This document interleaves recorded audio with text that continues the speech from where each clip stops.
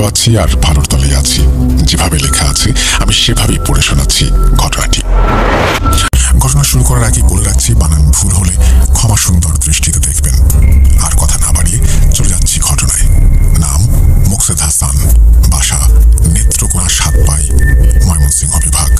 ঘটনাটা নেত্রকোনা মোহনগঞ্জ হাওর অঞ্চলের। ঘটনাটা প্রায় 70 বছর আগের আমার নিকট একজন আত্মীয় তার কাছ থেকে শোনা।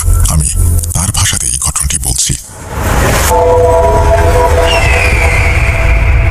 আমার বয়স তখন 22 বছর। আমার বাবা খুবই অসুস্থ, ওনার ডায়রিয়া হয়েছিল।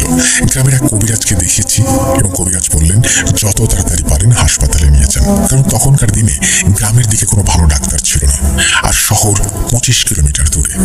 শহরে যেতে হবে নৌকায় করে। যোগাযোগের একমাত্র উপায় ছিল নদীপথ, হাওর অঞ্চল বলে কথা। বাবাকে নিয়ে যখন রওনা করি তখন বেলা 12টা বাজে। প্রথমে আঁকা বাঁকা ছোট খাল পেরিয়ে বড় নদী এবং তার পারে শহর। শহরে পৌঁছাতে প্রায় সন্ধ্যা হয়ে গেছে। রাত 9টার দিকে আমার বাবা মারা যায়। বাবার লাশটা নিয়ে আমি আবার বাড়ির দিকে রওনা দিই।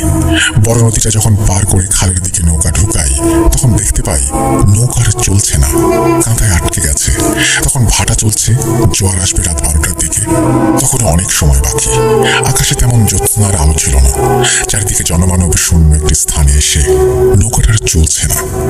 খালটার বাম পাশে একটু দূরে একটা পরিত্যক্ত শ্মশান, আর ডান পাশে গভীর জঙ্গল।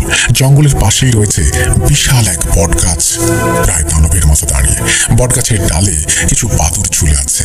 এতটাই নির্জন জায়গা যে কোনো শব্দ হলেই বুকের ভেতর কেমন যেন করে ওঠে। ভয়ে বাবার লাশটা স্পর্শ করে বাবার পাশেই বসে থাকি। শুধু অপেক্ষা করা ছাড়া আর কোনো উপায় নেই। একটা চাদর দিয়ে বাবার লাশটা ঢেকে দিয়েছি। যত রাত বাড়ছে ভয় তত তীব্র হতে থাকে। মনে হয় জঙ্গল থেকে কিছু একটা বেরিয়ে এসে আমাকে ধরবে। হঠাৎ নৌকাটা কেমন যেন একটু তুলে উঠল। মনে হলো আমার মৃত বাবা নড়ে উঠল। বাবার ঠান্ডা শরীর থেকে হাতটাকে সরিয়ে নেই। দোয়া যতটুকু পারি সবই পড়তে চেষ্টা করি, কিন্তু ভয়ে ঠিক মতো মুখ দিয়ে দোয়া বের হচ্ছিল না। ইচ্ছা করছিল চিৎকার করে বাঁচাও বাঁচাও বলে, কিন্তু আমি জানি আমার এই চিৎকারে কেউ আসবে না, কারো কানে এই শব্দ পৌঁছাবে না। না পারছি এখান থেকে যেতে, না পারছি থাকতে। নিজের মৃত বাবাকেও ভয় করছে। আনুমানিক রাত 10টার দিকে একটা ছায়া দেখতে পেলাম। জঙ্গলের দিক থেকে বট গাছের আড়াল থেকে বেরিয়ে আমাদের নৌকার কাছে আসলো এবং আমাকে জিজ্ঞাসা করলো, তুমি কি ওইদিকে যাবে? লোকটি একটা চাদর গায়ে জড়িয়ে আছে, মুখটা চাদরে ঢাকা। লোকটি যেদিকে ইশারা করে দেখালো আমি আসলে ওই দিকেই যাচ্ছি। লোকটিকে বললাম, জোয়ার আসলে যাব। লোকটি নৌকায় উঠলো এবং বাবার কাছে বসলো, কিন্তু বাবার সম্পর্কে সে কিচ্ছু জিজ্ঞেস করলো না। এক দৃষ্টিতে বাবার লাশটার দিকে চেয়েছিল। লোকটার মুখটা আমি তখনও ভালোভাবে দেখতে পাইনি এবং এই গহীন জঙ্গলে এত রাতে তার আগমনের কারণটা পর্যন্ত জানতে ইচ্ছে করলো না। উনি আসাতে ভয়টা কিছুটা কমে গেছে। রাত 12টার দিকে জোয়ার আসলে আমি নৌকা চালাতে শুরু করি। সে অচেনা লোকটাও নৌকায় বসে আছে, কিন্তু কোনো কথা বলছে না। আমি তাকে জিজ্ঞেস করলাম, আপনি কোন দিকে যাবেন? উনি বলছেন, তুমি যাও, সময় হলে আমি নেমে যাব। এই কথা শুনে তখন আমি আর কিছু বললাম না, নৌকা চালাতে থাকলাম।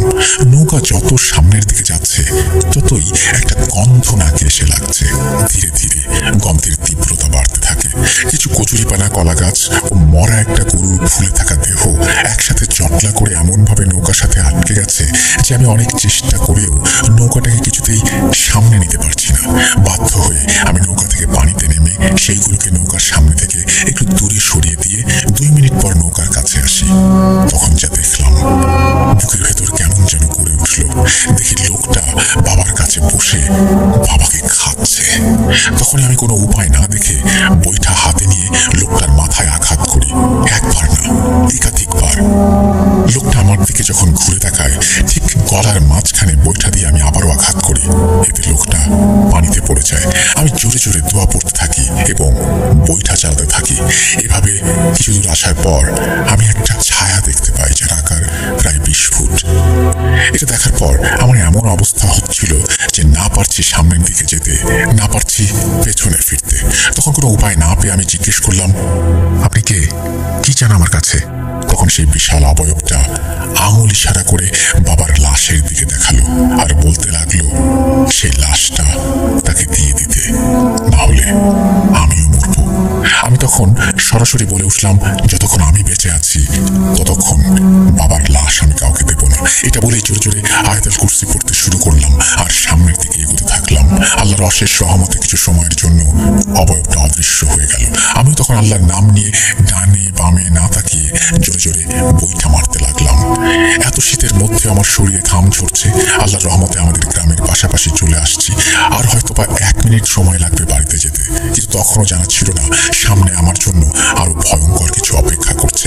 হঠাৎ করে আমি নৌকায় বাবার লাশের দিকে লক্ষ্য করে দেখি বাবার লাশটা পানির দিকে কিছু একটা টেনে নিয়ে যাচ্ছে, কিন্তু নৌকাতে আমি বা বাবার লাশ ছাড়া আর কেউ নেই।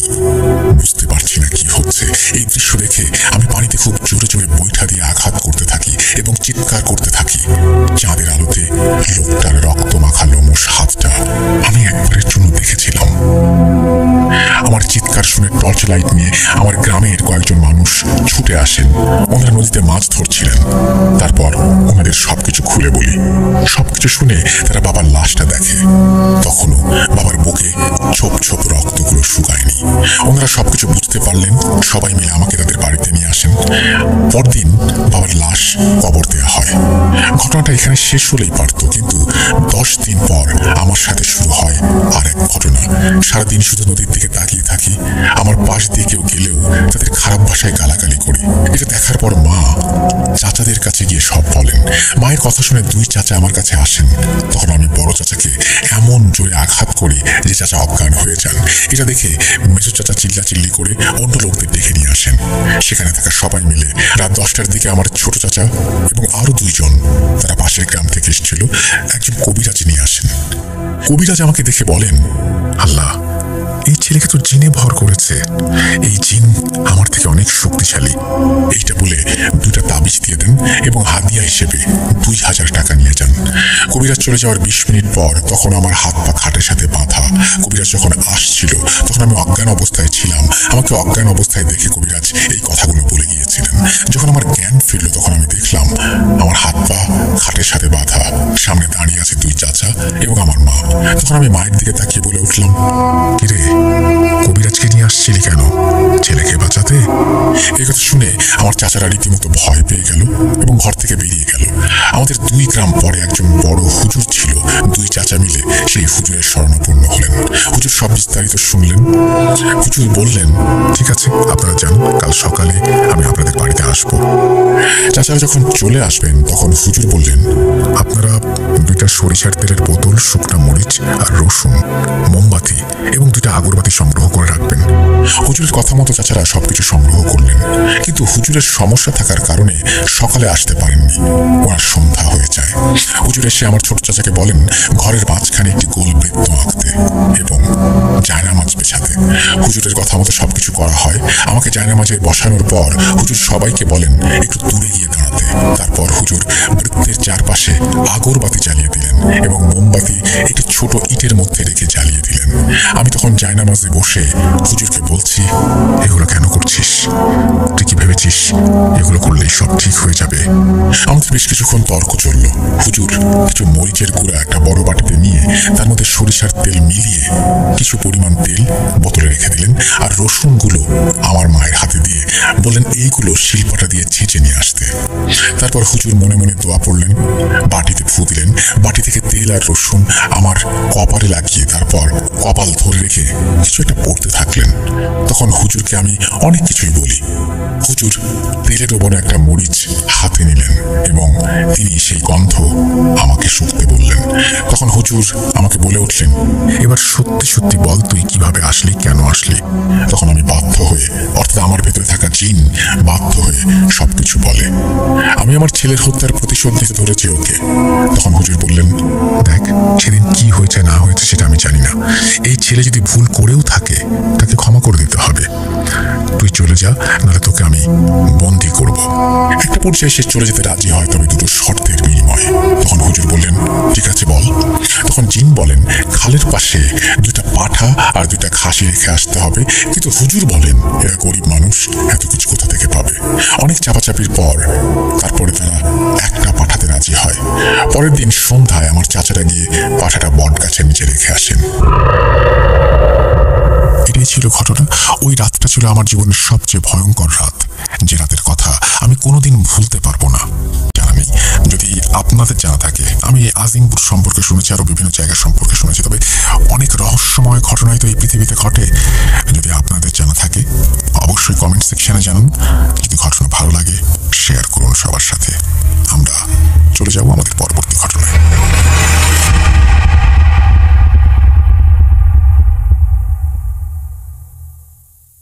আমি রায়া, ছদ্মনাম। আমার দেশের বাড়ি ঢাকা, বর্তমানে আছি সিলেট। এই ঘটনাটি মূলত আমার নিজের সাথে ঘটা। প্রথমে আমি যেখানে থাকি সেই স্থানটির একটু বর্ণনা দেই। জায়গাটি একটি কলোনি, অনেকগুলো বিল্ডিং একসাথে প্রায় 10 কিলোমিটারের উপরে জায়গা জুড়ে অবস্থিত। সরকারি কোয়ার্টার। আমার বাবা চাকরির জন্য এখানে আছি। পাহাড় কেটে বিল্ডিং গুলো তৈরি করার কারণে আশপাশে প্রচুর বন জঙ্গল আছে। সালটি 2020।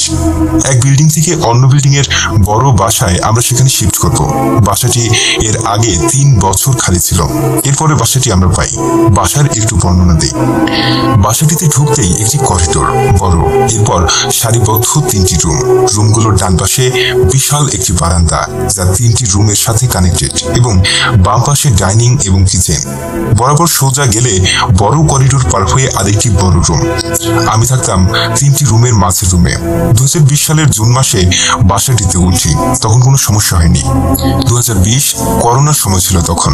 এরপর 2020-এর নভেম্বরে আমরা ঢাকা ঘুরতে যাই।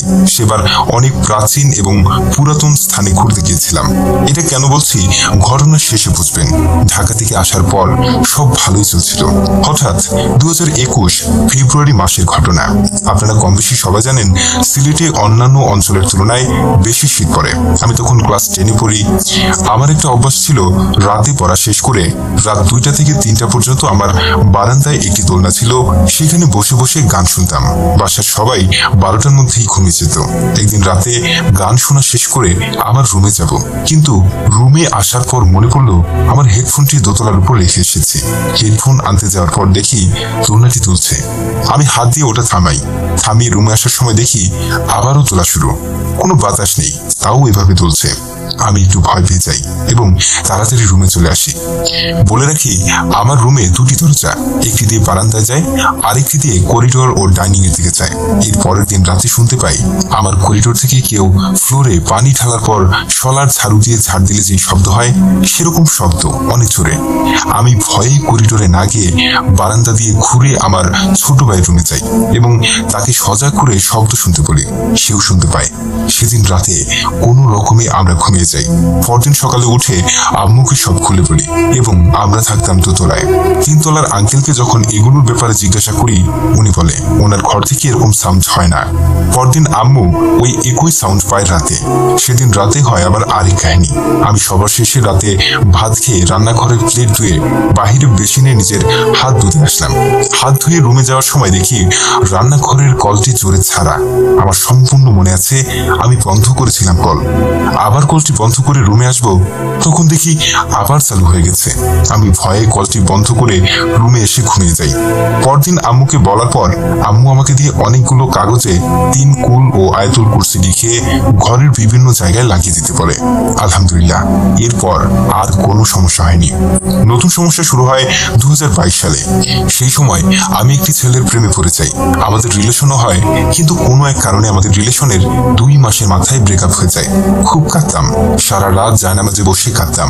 হঠাৎ একদিন রাতে 2টা থেকে 3টা বাজে এভাবে নামাজে বসে কাঁদছিলাম। তখন হঠাৎ মনে হলো আমি একটি ঘোরের মধ্যে চলে গেলাম। আমার কানের কাছে কেউ এসে বলছে, তুই ওকে ছেড়ে দে, দেখবি সে নিজেই তোর কাছে আসবে। এটি কোনো জিন ছিল নাকি আমার কল্পনা আমি বুঝতে পারছিলাম না। এরপর থেকে আমি যতবার রাতে কাঁদতাম সে আমার কাছে আসতো। ঘরের সবাইও ধীরে ধীরে বুঝতে শুরু করেছিল যে ঘরে কেউ আছে। সেই ঘরে আসলে ঘর গরম হয়ে থাকতো। আমার একটি বিড়াল আছে, তাও কিভাবে জানি সে আমার কাছে আসতে পারত। ধীরে ধীরে ব্যাপারটা নিয়ে আমি বিরক্ত হতে শুরু করলাম। একদিন রাতে আমি আসতে না করে দিলাম। সে যাওয়ার সময় আমাকে বলে গিয়েছিল আমি নামাজে বসে যখন মন থেকে তাকে ডাকবো সে আসবে, এর আগে আসবে না বলে চলে গেল। এরপর অনেক দিন পার হয়ে যায়। সাল 2023 জানুয়ারি মাস। একদিন সকালে ঘুম থেকে উঠে দেখি আমার শরীরে অনেক আঁচড়ের দাগ। মনে হচ্ছিল কেউ ইচ্ছে করে ঘাম চেয়েছিল। এরকম প্রতিদিন হতে থাকে। হঠাৎ একদিন দেখি আমার বারান্দায় একটি নোংরা চেহারার কেউ বসে আছে গভীর রাতে। সে আমার দিকে প্রচন্ড রাগে তাকিয়েছিল, এই বুঝি মেরে ফেলবে। ধীরে ধীরে আমার দিকে আসতে শুরু করে। আমি নড়তে পারছিলাম না। এগুলো সহ্য করতে না পেরে রুমের মেঝেতেই অজ্ঞান হয়ে যাই। পরদিন ফজরের আজান শুনে জ্ঞান ফেরে। তখনও কাউকে কিছু জানাইনি। একদিন রাতে, তখন বাজে রাত 11টা। বলে রাখি আমার বিল্ডিং এর সামনে একটা ছোট মাঠ আছে, মাঝখানে মাঠ, চারপাশে 4টি বিল্ডিং। আমি সেদিন রাতে আমার ড্রয়ারে কি যেন খুঁজছিলাম। হঠাৎ চোখ বন্ধ করলাম। চোখ খুলে দেখি আমি একা মাঠের মাঝে দাঁড়ানো। দৌড়ে বাসায় চলে যাই। ভিতর থেকে দরজা লাগানো। বেল দিয়ে ঘরে ঢুকি। আম্মু দরজা খুলে অবাক। ঘড়ির দিকে তাকিয়ে দেখি রাত 1টা বাজে। এতক্ষণ আমি কই ছিলাম কিছুই মনে নেই। কাঁদতে কাঁদতে সব আম্মুকে বললাম। সেদিন রাতে আমার ওই জিনটাকে অনেক ডাকার চেষ্টা করলাম, কিন্তু সে আসলো না। আম্মু পরে অনেক বড় এক কবিরাজ আমাদের ঢাকার, উনিকে আমার সাথে কথা বলায় দেয়। উনাকে সব খুলে বলি। উনি পরে আমাকে কিছু তাবিজ দেন এবং বলেন 1 সপ্তাহ অপেক্ষা করতে। উনি তার জিনদের মাধ্যমে দেখবেন। 1 সপ্তাহ পর উনি জানান আমার সাথে যে ছিল সেটি খুবই খারাপ একটি জিন। রাতে আমি প্রাইভেট থেকে বাসায় ফেরার সময় রাস্তা থেকে আমার পিছু নেয় এবং এসব করে, কিন্তু চিন্তার কোনো কারণ নেই। আর জিনটি এখন হুজুরের কবজা দেয়। এর মাঝখানে বলেই জিনটি চলে যাওয়ার সময় আমার ঘরে একবার এসেছিল। সেদিন সারাটা রুম অন্ধকার হয়ে গেছিল এবং ঘরের একটি কোণায় টিমটিম করে লাল বাতি জ্বলছিল। সারাটা রাত আমি আমার বিড়ালটিকে কোলে নিয়ে খুব ভয়ে কাটিয়েছিলাম। আমার বিড়ালটিও মারাত্মক ভয় পেয়েছিল। এরপর আল্লাহর রহমতে আমার সাথে আর কিছুই হয়নি। সাল 2024। অনেকদিন পার হয়ে যায়। একদিন রাতে আমি একটি স্বপ্ন দেখি একটি যুবক, এত সুন্দর ছেলে আমি ভাষায় প্রকাশ করতে পারবো না। পৃথিবীতে এত সুন্দর কেউ আছে কিনা আমি জানি না। দেখলাম সে আর আমি, আমার বাবা বিল্ডিং বানাচ্ছে, সেখানে 10 তলার কাজ চলছে। আমরা দুজন সেখানে পা ঝুলিয়ে একসাথে বসে আছি। হঠাৎ একটি ধাক্কা লাগলো আর আমি সেখান থেকে পড়ে গেলাম নিচে। পড়ার পর দেখি বড় একটি হাতের উপর আমি পড়েছি। হাতটা ওই ছেলেটির। আমি দেখে অবাক হলাম আর তাকে জিজ্ঞাসা করলাম, তুমি মানুষ হতে পারো না, তুমি কে বলো? সে আমাকে শান্ত করে বলতে শুরু করলো তার বয়স 1600 বছর। সে, তার বাবা এবং তার মা ছোট একটি পরিবার ছিল। একদিন তার বাবা মদ খেয়ে তার মাকে অনেক মারে। সে তার মাকে বাঁচাতে গিয়ে তার বাবাকে অনেক গালাগালি করে।